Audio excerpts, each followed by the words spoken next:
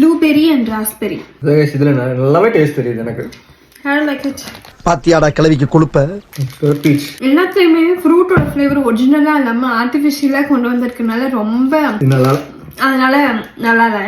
Nabati சாப்பிட்டுப்போம். யாருக்கெல்லாம் Nabati பிடிக்கும்னு கமெண்ட்ல சொல்லுங்க. ஆனா நபாட்டில இங்க ரோல்ஸ் இருந்துச்சு.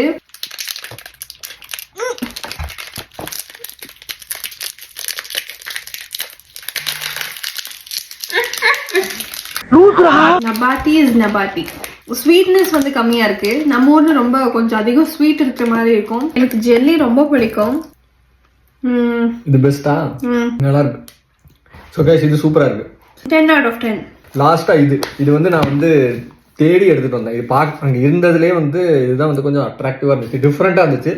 அதனால ஒரு விளக்கு கொடுக்கலாம், அலாவுதீன் அற்புத விளக்கு கொடுக்கலாம்னு சொல்லிட்டு எடுத்துட்டு வந்தேன்.